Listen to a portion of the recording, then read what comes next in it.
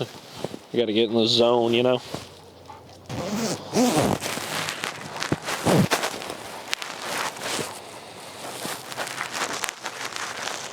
Prepared for all the elements, Paige. Prepared.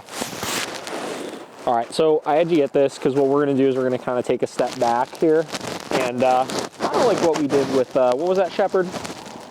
Sammy. We're gonna really just loosen up our criteria here. Good.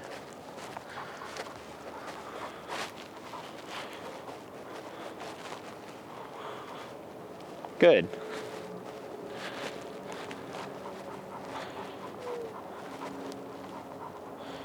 Good.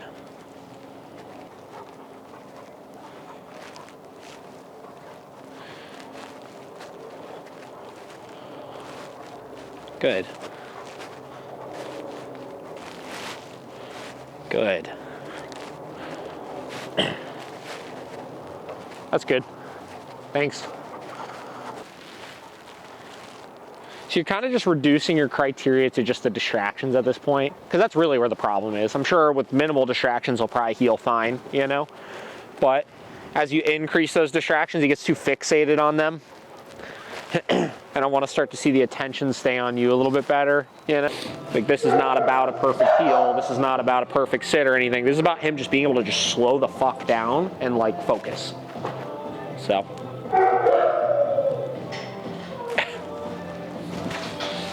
And then just like impulse control like this and stuff, you know?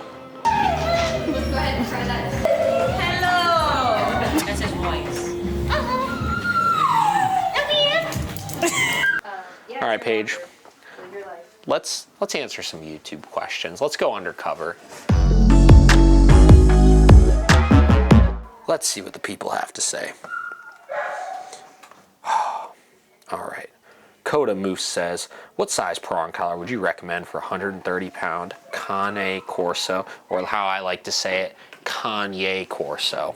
We recommend any dog over roughly,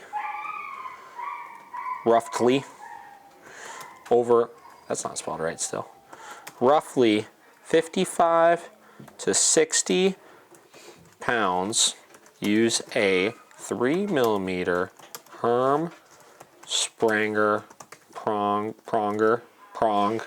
collar. It also misspelled this. God damn it, this is not smooth. Spranger prong collar for you. All right, let's see what else we got here. All right, here we go. Max and Ruby asked 1 hour ago on our do not use stay in your training video that doesn't have a thumbnail yet. Wow, do I need to go back to the basics? You've given me such a great reminder. 1, no more stay. 2, focus on one thing. I've been getting lazy. Just today I have my 2 newfies. A big guy is 166 pounds. These are some big ass dogs people commenting about. And loves to interact with other dogs. If I put him in a down, he's supposed to stay while another dog passes. Nope, he jumped up the puppy who's 85 pounds followed. Oh, he jumped up and the puppy who's 85 pounds followed. I gotcha. So my question is, do I hit the e-collar as I'm asking him to go down, then release? Or is it just a correction when he's up? This is another great question. First off, oh, Jesus Christ. I'm getting distracted right now. Okay, so this we talked about in the video before on one of our Tom Davis review videos when they were discussing, I think it was the one that's called when to use positive punishment in training. So it depends on what stage of the training process you're in, right? If we're teaching down, then we would use negative reinforcement, meaning we would engage e-collar and release when the dog gets into the down position, right? We're teaching that position. But if we were teaching it, we likely would not be proofing it as other dogs pass by, and we likely would not be working on it when you have another dog out with you as well, because that gets complicated. That makes the training process a little bit unfair. If the dog clearly knows down, the dog downs 99% of the time for you, and you know that the only reason he's not downing in this moment is because he's blowing it off and we've spent the time teaching it, any correction we would give for that command would be utilizing positive punishment, meaning a higher level single tap to decrease the blowing you off, right? And this is where we have a couple videos you could read about, or watch on our channel about like the science of how we use the e-collar and this and that. but we would be giving a higher level correction. So you have your dog in a down, we're loose on the leash. You still probably should just be doing this with one dog at a time, obviously. Have your level set high enough where you know it's going to deter him from whatever he tries to do when he breaks command. And as soon as he gets up, you say no, you tap the button one time, then you give the down command again, right? So we would be implementing positive punishment here as opposed to negative reinforcement if you're past the teaching stage with your dogs. And we're pretty black and white about this stuff. Once we're past teaching stages, we never go back to negative reinforcement with that specific command if we're utilizing our e-collar at that point. If you have any follow-up questions to it, let me know. Now I gotta type that out though.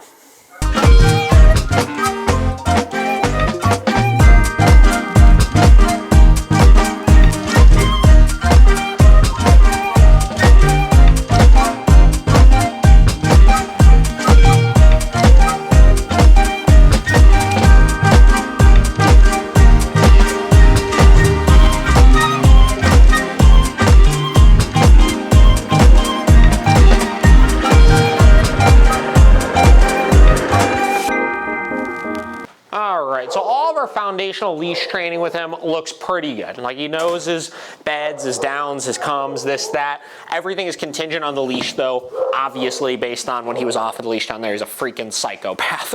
Not our expectation yet. We haven't started any e-collar training. All I care about is that when I have him on a leash, I have direct control of him obviously. So what I'm gonna do here is I'm just gonna run through just a couple bed stays, or I should say bed commands because we're not even worried about duration, down commands, come commands. If that looks good, we're gonna pop an e-collar on him, and today we're gonna start getting started with that acclimation process. So we'll start with our beds here. Luca, bed. Good. So he gets in position, mark with good. Okay, release him off. Bed. Good. Okay, so what we're gonna do here is we're gonna just start introing the e-collar with the bed command here. So basically the process is we're starting off utilizing the negative reinforcement. So like we kind of talked about in that comment here, we're in teaching stages, meaning if I go and I say bed, and for whatever reason he does not get on it, good. What I would do is I would hold the button down, help him onto it, and once he got onto that bed, I would release the pressure the second forepaws were on it. Now, okay. Our process with the board and trains with the e-collar is slightly different than with one-on-ones. Since the board and trains, we have a lot more flexibility to build food drive and get their motivation and stuff up. We lean more heavily into the food drive and we use a lot lower of levels on the e-collar. With the one-on-one classes, because a lot of them aren't quite as motivated, we don't have the ability to mitigate their kind of food and kind of develop that drive and stuff like that. A lot of times we wind up doing more teaching with the e-collar and leaning more heavily into that, which is why some of the one-on-one session videos, obviously you'll see that we're working a little higher on the e-collar for it. So our goal right now is just to keep this as low as possible, just kind of have just a perception level here that he knows it's there, but like it's not really doing a whole lot. So I typically keep it for the first couple sessions of the board and trains in like the 1 to like 4 range, so super low. So I'm gonna do this a couple times. Luca, bed. Good. Okay.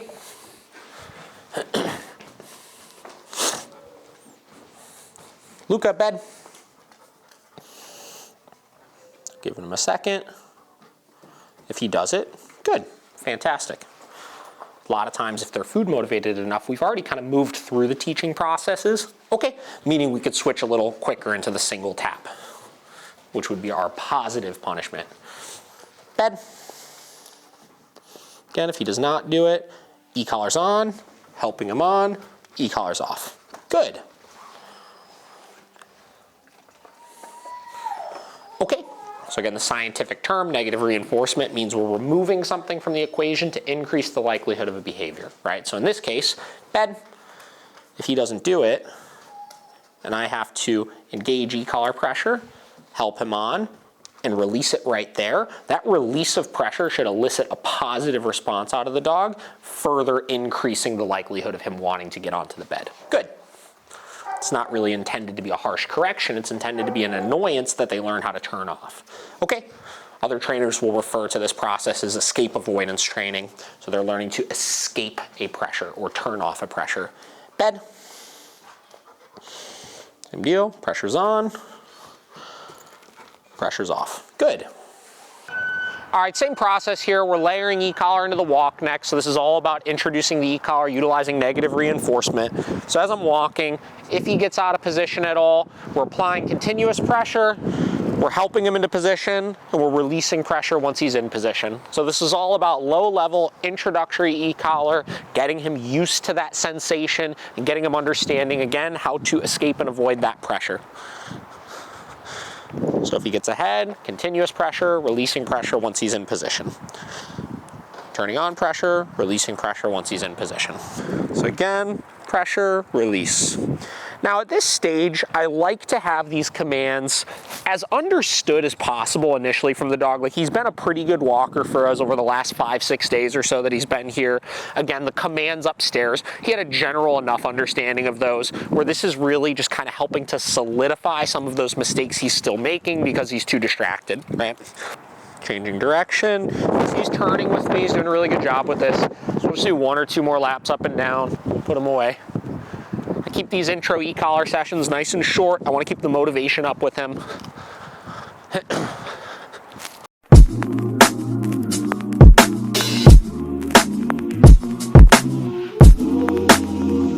Very good. And again, he's doing pretty well. I can't really lose him right now, which is why as I'm walking, you'll see I'm testing with those turns. And he's turning almost every single time with me. He's doing really well. Good work, buddy. And you see his attitude is still pretty peppy right now. It's by no means shutting him down or traumatizing him or anything like that, because we've taught all of this in a very fair and positive way.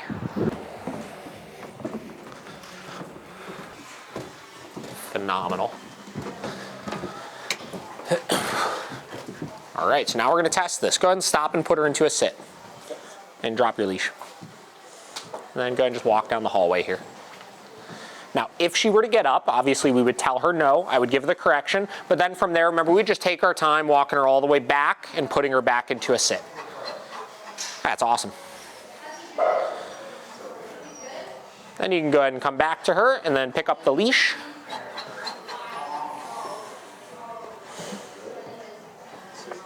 Oh yeah. Buttons out. No, this looks great. And then tell her, come, and keep on walking. Come on.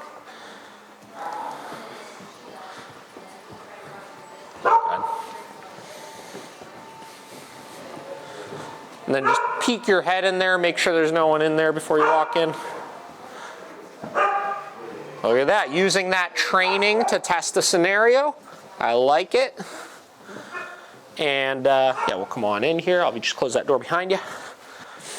And then pop her in a sit. Set your leash down. Now we're going to test this with a little bit of kind of out of sight duration right now. So you can follow me this way. We're just going to go around the corner and we'll see if she gets up. Obviously, if she gets up, we'll correct for it. And we'll take her back in. If she doesn't, great. So you want her to stay and everybody comes out? Yeah.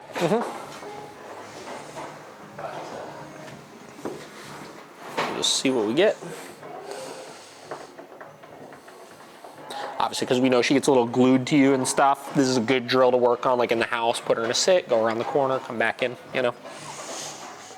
So you're just looking to go back in and see her in the same position? Yeah, I just want to see that she didn't get up, that she's not super concerned with, oh my God, where did they go, you know. Yeah, it's great. And then you could pick another spot. We'll do 1 more of those.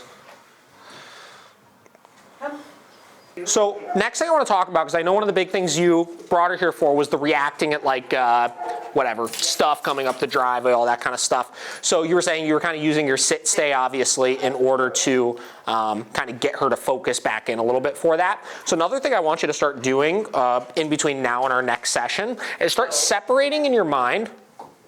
Then tell her sit again. Sit. Perfect. Now, I don't have a problem with you know, she can hang out if she wants to, but if you're going to enforce your sit, we want to follow through with that sequence still with that. Gotcha. And that correction right there, that was about a 30. Tell her no. No. Sit. Perfect. That was about a 35 there that time. Perfect. I want you to start separating your mind into when you're doing your obedience related exercise and when you're looking at your behavioral issues that you're having, right? So at this point, I try to avoid using obedience commands to stop behavioral issues. So let's take the example of somebody coming down the driveway, right? First thing I'm gonna do is I'm gonna make sure I stop the problematic behavior. So let's say she's jumping or like lunging at somebody and barking. I'm first and foremost just gonna correct for that with no expectation of what the dog does aside from not doing that behavior. So So I would have my level set a little higher than normal, given that she's working like 30 to 50 now. Maybe that would be a 60 or a 70 or something like that, right? And the second she rehearses that behavior, I'm gonna tell her no, and I'm gonna give a big correction for that to deter that singular behavior right there, right? From there, I would redirect her into something else once I've stopped that command. So we're telling her, don't do this instead. So singular behavior, you mean like jumping? You have to pick whatever it's going to be. So it could be jumping and lunging and barking and exactly. Just one thing. Because that's confusing. You know what I mean? It's like, well, which one am I supposed to stop doing? And it's like, well, stop doing all of them. It's like, but I'm getting corrected for everything, and then they kind of can't process it. Yeah. So yeah, like barking is usually the last thing I worry about, because barking is more of a subproduct of the other things the dog is doing, you know? Where let's take jumping, for example. That's usually the most clear one I try to address first, right? Because it's black and white, like your paws are up or they're not up, right? So I start with that, I correct for that until the jumping stops. From there, what you're gonna do is you're gonna see her arousal go from like 11 to like 6, right? And the barking will get a little bit less from there. Then I would look at the next thing. What's the next thing that I wanna stop at that point? Well, let's say somebody's coming down the driveway and it's the taking off after the car or something, right? Same deal, I'd give my correction for that, right? Once I've stopped that, then it's gonna go from a 6 down to like a 4. At that point, the barking might just be gone, you know? And if it's not, and she's just letting out a bark or two, it's like, is it really that big of a deal then at that point? We can. Yeah, so you just have to predict the scenarios she's gonna do these things, right? So, and you know those more than I do. I don't know obviously all of your guys' scenarios in the house, but for me, you know, I know the 3 places my dogs are most likely to like blow me off or rehearse a negative behavioral issue is gonna be if we're off leash somewhere, if we're in a busy public place, or if I have guests come over my house. So to this day, forever, for the rest of time, I always put the e-collar on my dogs in those scenarios, right? That way I don't ever get caught off guard. And because of that, I rarely ever have to use it, you know, because if they do it, they get corrected for it. If they don't do it, they don't get corrected for it. And there's never a chance they get away with it. You know what I mean? Right. So you have to ask yourself, what are the scenarios for you? For some people, there's more behavioral issues in the house. Their dog counter surfs or does this or does that, where yeah, for a couple weeks, they got to have it on all the time in the house, right? In your case, I think you said it really is just when people are coming in, right? So it tends to be a random thing. Sure. In most cases, but we still have a few predicting. Yeah. Ailment and that kind of thing. Yeah. Start working around. So, and you know, it may be easiest for you since it is a little more random at times. It may be easiest for a couple weeks to have it on pretty much all the time, you know? But you just gotta have to predict that, and as she improves with it, you can start to fade it in certain scenarios, but just keep in mind those select scenarios that you probably forever will have it on in, you know? And you gotta have to decide what those are gonna be. In the interim, when we don't have those moments, continuing to give her that pattern of when you do what we want, there's no correction. Yeah, then exactly. When you shift, there is correction. Yes. So when she gets that, that's all. Yeah. When we do the correction. And you know, the goal here is that, I would say my goal with living with my dogs is to have to micromanage them as little as possible, right? Which is why I said I focus initially on stopping the behavioral issue, then giving direction, because I want to know if I don't give direction that my dogs are still not going to do those things. You know what I mean? So that they can just be dogs and hang out and enjoy. You guys have a lot of property and stuff like that, and just be a part of dog life. Yeah. You know? But we have to be consistent about stopping those behavioral issues first to do that, you know? And again, our goal is creating inhibitions, which is why with the behavioral issues, you have to make sure the consequence is motivating enough, right? Like, you know, the fact that we gave a couple good corrections and then she was pretty on it the whole rest of the time, that's the point we need to see her hit and then stay in, right? We don't want, if you're taking her out for a training session and you're finding like, God, every single time I go to work with her, I'm needing to correct her a bunch of times for stuff, it's a pretty telltale sign that you're either not being consistent enough or you're not being motivating enough with her, you know? It's just that, like, at some point in those first couple reps. Somewhere between 2 and 5. Yeah. She decides that we're going to have a little conversation, and that's where we get it under control quickly. Yeah, it hasn't taken much, but we do one of those, and okay, now we're back. We're in the groove. And so I feel like that's encouraging. That it's of course. That we're in a spot that works for her. Yeah, definitely. Okay, cool. So we have, obviously, rest of today, we got one more session with her. Is there anything in particular you want to focus on? I'd love to talk through recall. Okay, we can do that. Yeah. we've already kind of got a head start on it. Obviously, the leash walking and the recall are kind of one and the same, but we could absolutely put some structure to that today. When I'm at the woods at the bee farm, Yep. I like to leave her off the leash if we can. Yeah, But there sure. are deer and there are bears. Not that we've run across the bears, but I know there are deer. What kind of bear are out there? Black bear. Black bears? Yeah. Aren't they pretty gentle, usually? Yeah, and I put a bell on. I mean, obviously, we don't want her chasing one still, but... My thing is like, if we don't have any of that, like, there's still a possibility. Absolutely. I got you. Could. Yeah. There's Yeah. that fraction. Yeah. And- Baby comes around, we're Yeah. passive. More likely, it'll be somebody else's hunting dog. that Sure. comes through. Yeah. But I just want her to be able to. Reliable with the recall. Yeah. And, you know, we'll proof that come command a little bit today and next time, 100%. One thing to keep in mind with that is when I'm doing off-leash stuff with my dogs in settings where there's a possibility there's going to be some, like, wildlife. Like, we do a lot of, like, winter hikes and stuff, and sometimes there's, like, buck out and things like that. And anytime I'm off-leash with my dogs in those scenarios, I just keep my e-collar set all the way up as, like, the emergency brake, you know? If they just fly after that thing, I want to know that this is going to stop them like that, you know? So just keep that in mind, obviously, but we have to proof the command first, which we'll do today. So let me do this. I'm going to grab a little bit longer of a leash here, and we'll start cruising into that. I know. Let's pop this on you. Okay. Come on. Okay, so this is going to be really straightforward initially. We're going to go down on the levels a little bit because we're kind of past training stages with it, but we're also teaching a different picture, right? So what I'm going to do is just create a little distance here. It's just going to look a little different for her. We'll start like a 5 to 10, somewhere around there. And if I lose her, what I'm going to do, if I can,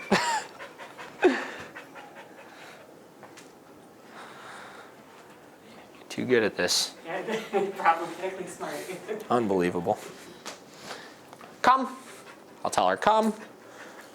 And I want to see her come all the way over to me. Good.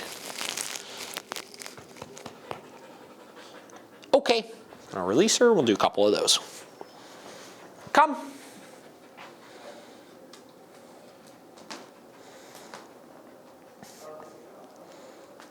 Good. Did you hit the button?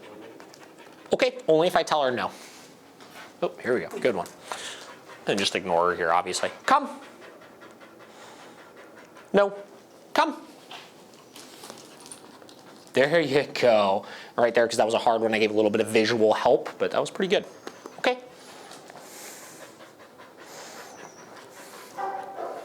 Come. Good. And we're kind of looking for her to start to just follow us around, frankly. Come.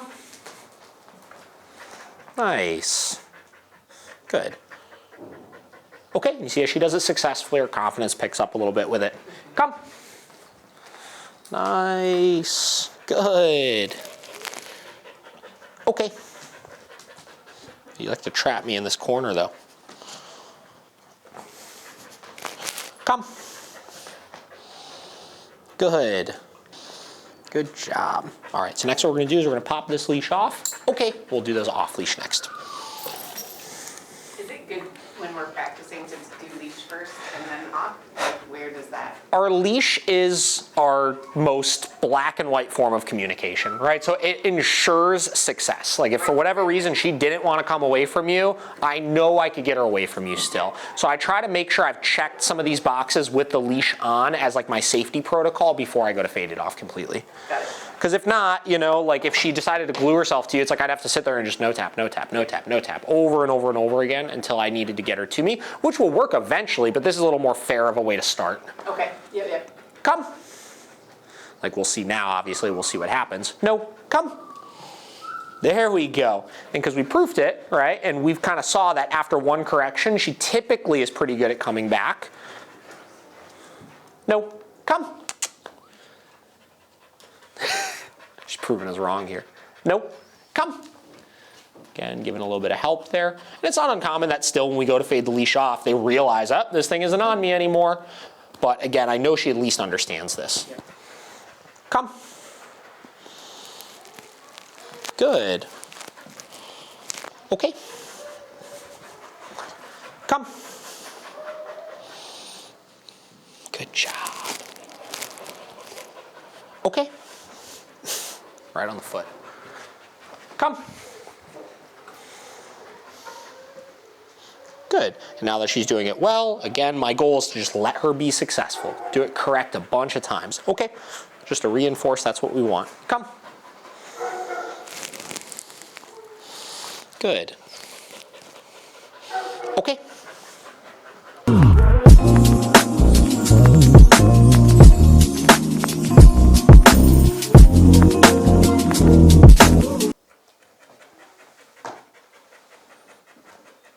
Cool, just have her hold that for a minute. Looks great. Picked it all up really well. So a couple fine tunings here, obviously. One of which, when you're walking with her, try to really get into the habit of like just hold the handle of that leash so you can see the mistakes. Because a lot of times, if we hold it a little shorter, we wind up kind of stopping the dog from making the mistakes and physically holding them there, and they don't wind up learning, right? You saw how quickly she got it together once we upped the level a little bit, so work her a little higher this week. Work some of your come commands, obviously. And then lastly, start correcting for some of the general behavioral issues. Okay. And I think if you can do those couple things, we are looking pretty good. So, and then last one, we'll just kind of continue proofing this stuff, test the come command around bigger distractions and stuff, and just kind of make sure we got all the last details tuned up.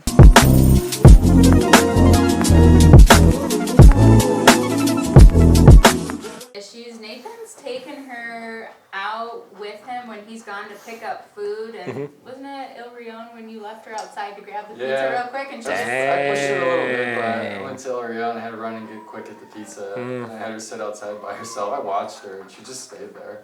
But you left her outside, you said, while you had to go in and get it? Yeah, and then I left her outside, good company too, while I went, and she just sat there and waited. Cool. Do you like tie her off to something, or what do you do? I just let her sit. I was watching, I was literally like You get real wild with it. 4 feet away from her. Hey, that's cool though. I mean, listen, if she does it, cool. Yeah. I She's was good, and she'll sit and impressed. stay. Yeah. Nice. When we were at our parents, their yard isn't fenced in. Yeah. And I made her sit and stay, and then I walked inside the house for like 10 minutes probably. She just stayed in the same spot, so Cool. she's doing a lot of things. Yeah, I mean, it sounds like obedience-wise, there's not a ton to work on, so maybe continuing to proof, like you were saying, some of the higher distractions and stuff. That's it, really. So, have you guys ever done her nails yourself? I do them. Yes. Yeah. And she's fine with it? Do you use a Dremel or clippers?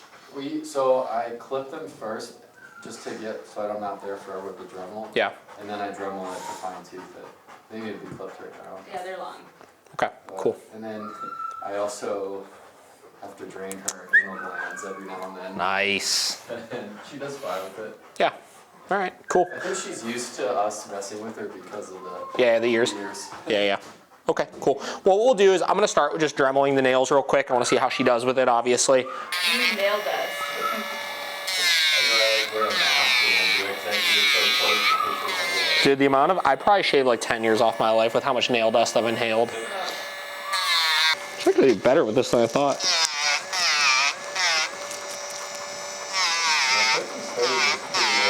Yeah, I think that's helped.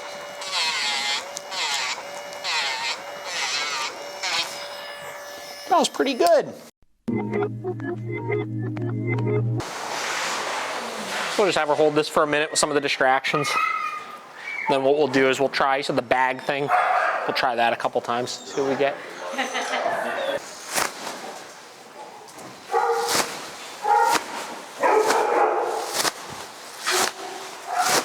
Good.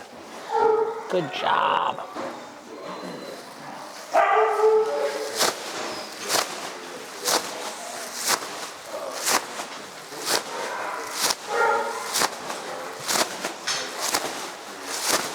Good. Good job. A little bit better than last time, I would say.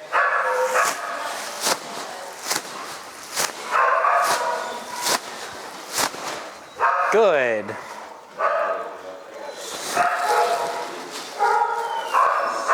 I'm gonna go grab that vacuum here. Try that next.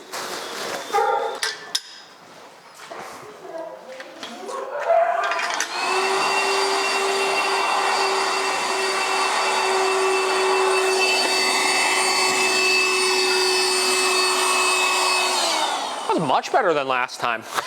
That's like night and day from last time. I'm surprised. Yeah. Like when we run the vacuum, we do it right next to our bed and have her stay. So. Oh, so you've been working on it? Yeah, yeah. Oh, you could tell, for sure. But like some days she'll be like fine Yeah. She'll be like, skittish. Well, keep in mind also, like you said, you got a shop vac and you've been doing it with that. That's a much more intense, loud vacuum cleaner than a lot of the other ones. So.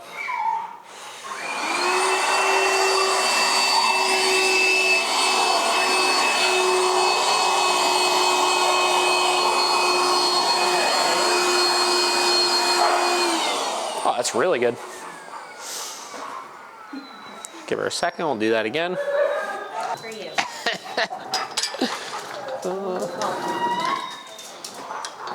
Look, she sees it, she's like, I already know what this is. Yeah.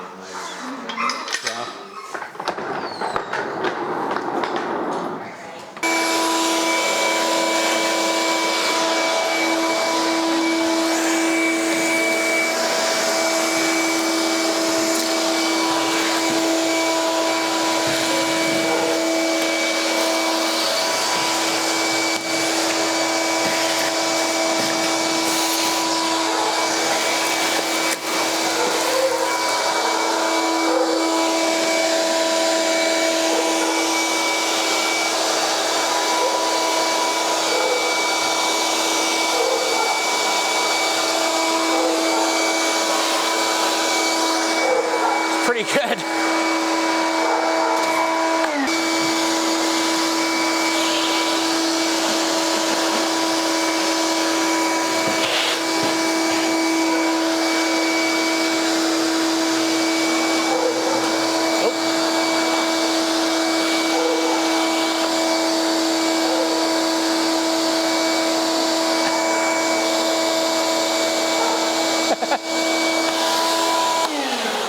It's pretty good, honestly.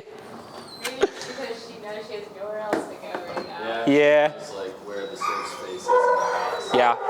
Yeah, like I said, it's just a picture thing. You know, we'll see that even though a dog may get past the distraction in one environment, you have to generalize it to a couple different places before it's like really concrete. Would continue because with her, the noises and stuff like that, those phobias are the big one. I would continue proofing those types of things because here's the thing, right? Last time when we did the session, we started where like we just barely got her to hold that position. Like she was doing it, but she was like edge of her seat, like ready to lunge at any moment. You know what I mean? With this one, I mean, that was awesome. She like hardly, I mean, she got up the one time with the bag, not even very committedly, but with the vacuum, she didn't even budge. And she even had her hips swung and stuff like that. So massive progress. So we want to see her now start to go from like, okay, I'm doing it and I'm stable with it to I'm starting to get more comfortable with it, you know? So we want to see it continue moving on that spectrum of like, I'm scared and can't keep myself under control. I'm scared, but I'm keeping myself under control. I'm keeping myself under control and I'm neutral to this, you know? Got it. So I would continue drilling it like that then. And that's where, again, you could start adding a reward into it where when she does it correct, good. Reward, right? To continue building that confidence in the position then at that point. But this looks, I mean, this looks really good to me, honestly. Been working on it. Yeah, you could definitely tell that you guys have been doing so. So. Anything else in particular you guys can think of you want to look at? I think she's just a good dog. I would agree. I think, you know, I mean, listen, like Lucky. the amount of people that can successfully put their dog in a sit stay, walk into a restaurant and get their food, come out and have their dog hold that sit stay is like 1% of the dog owning population. Like seriously, you know? So, and she's good because you guys put in the work with her to get her really good, right? Yeah. So just keep putting in the work, you know what I mean? Like just, you don't get lax with it, use your training, don't stop using it, and you shouldn't really run into any big problems. Yeah.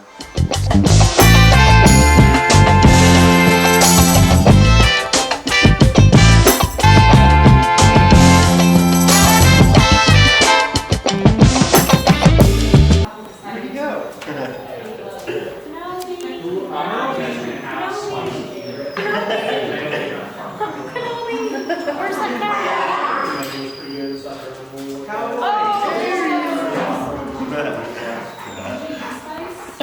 If your dog looks anything other, that thing's not even plugged in right now. You see that? Paige?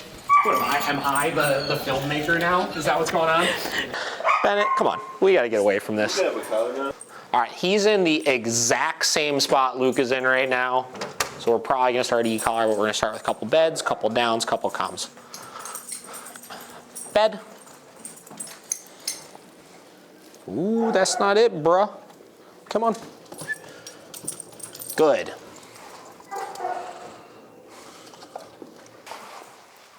Okay, same process here. We're starting real low, and we are getting them acclimated to the low pressure bed, the continuous pressure. Good.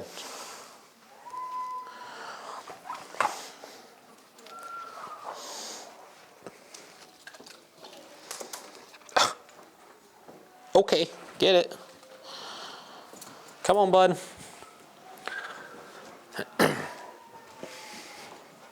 Bed. Good.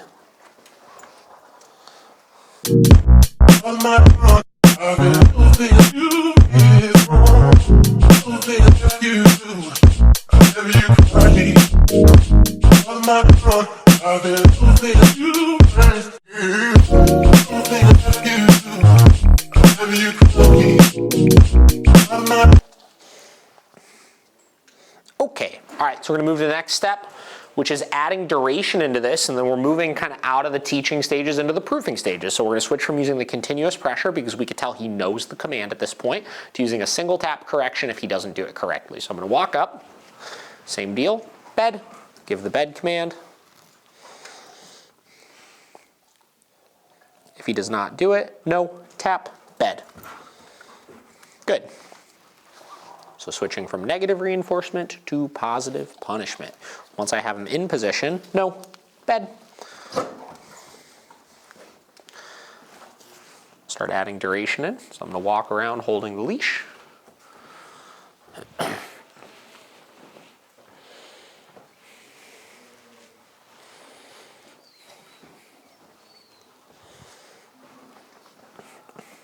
Good. And we add our secondary reward in for holding it. Okay.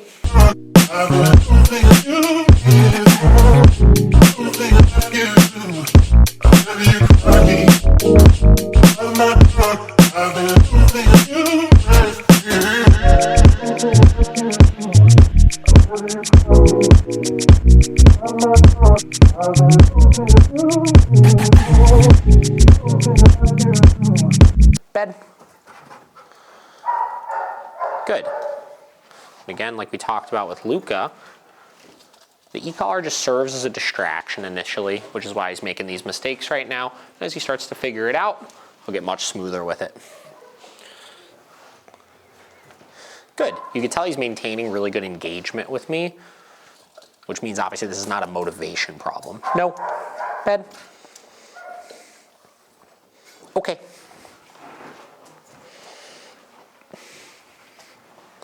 Bed. Good. There we go.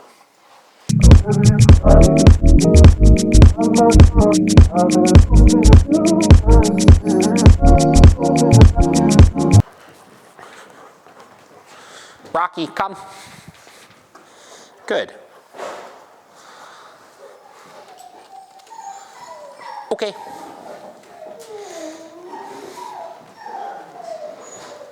Rocky, come.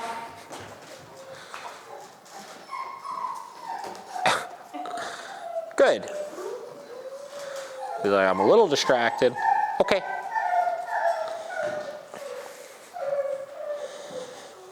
Rocky, come. Good.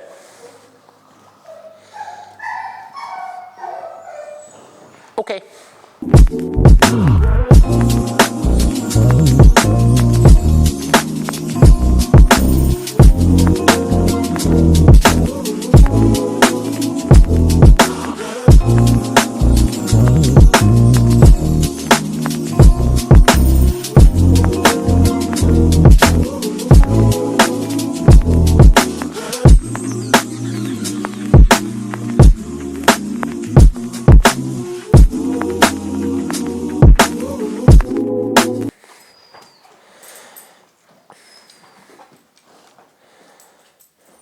Good.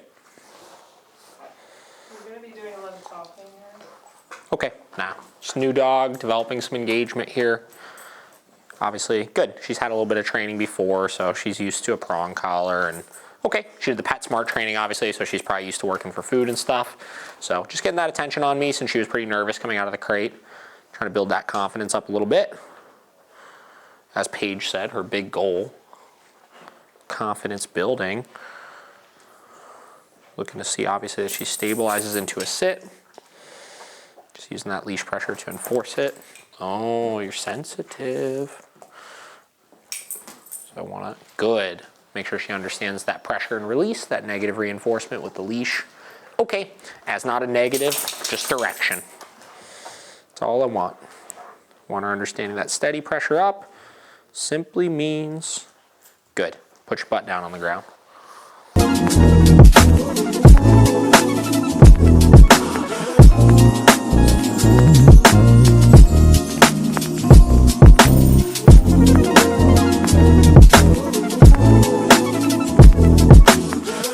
Okay, so we'll start adding our sit command in.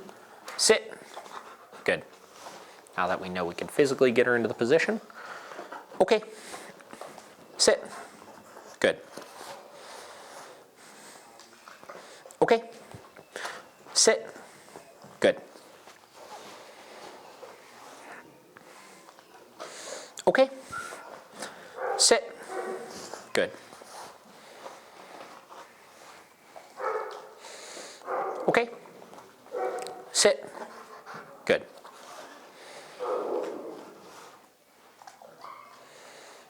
Okay. Sit. Good. Okay.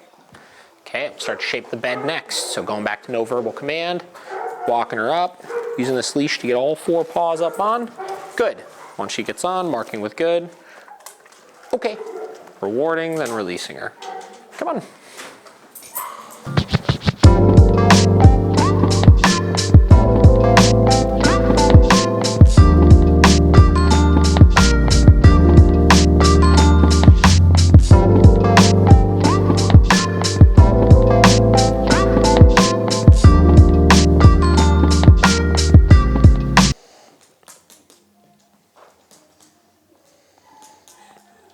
Good. Nope. Why is it dancing? Good. Nope. Good. So we are in, this is a prime example of something we don't get to see very often. So we're utilizing negative punishment here. This is the most probably underutilized quadrant of learning. Basically what it is you're withholding reward. Good.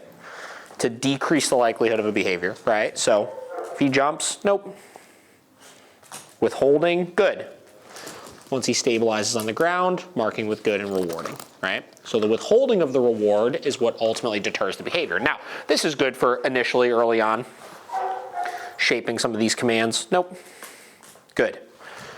But long term is not very effective because it only works if what you have for the dog is highly motivating to them, right? Which out in the real world, you're not always gonna have something that's super high motivating for the dog to have. Good. But in a case like this, when you're working with a young dog, good.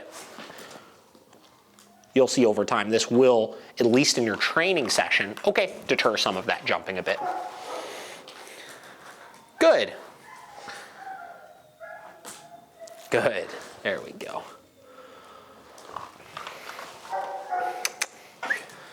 Good.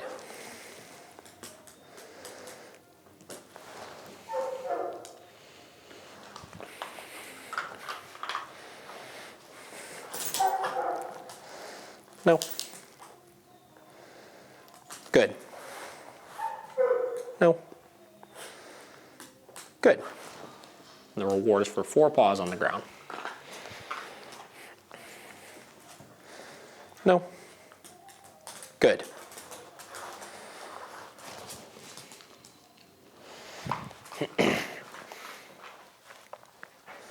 Good. You see getting a little bit better about staying down for longer.